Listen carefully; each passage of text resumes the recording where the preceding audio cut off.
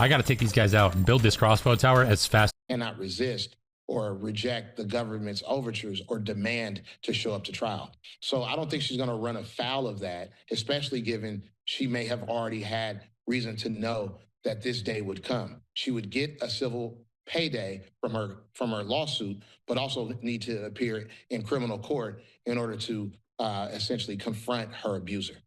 And as we're talking about this lawsuit, again, this happened back in November of 2023, set off the criminal investigation that now Sean Diddy Combs is in court for.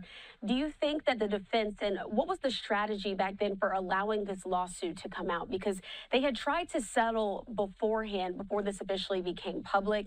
Why do you think Diddy's defense team didn't work harder to keep this under wraps? Now, of course, he's in court fighting for his life because he could be facing life in prison.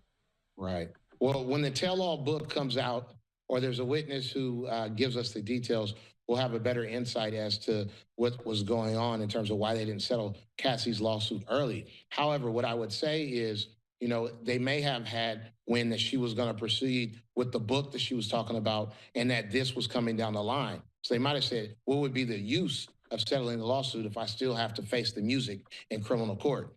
Nevertheless, if I'm Diddy's lawyer and I'm thinking about, talking to him, and if there's any inkling, if you will, that there's something to corroborate what she's saying, I'm telling him to resolve the case. Why?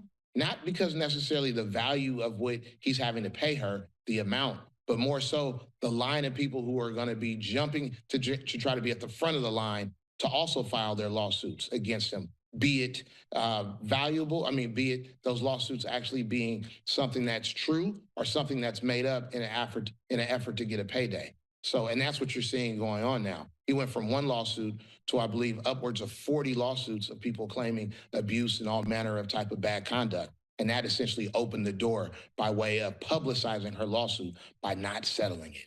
Absolutely. And it'll be interesting to see what comes of those other civil lawsuits as well. I want to put this up on your screen. This is from Variety. They're talking about Cassie's mental state. So we do know that while the sex trafficking trial reached a dramatic peak today, when Cassie broke down in tears during her final testimony, the last stretch of her questioning by the prosecution focused on the latter part of that 11-year relationship that she shared with Diddy. This is when Cassie then alleges that she was fraught with physical and psychological abuse. The emotion that Cassie is displaying while she's on the stand there, those jurors having a front row seat to that.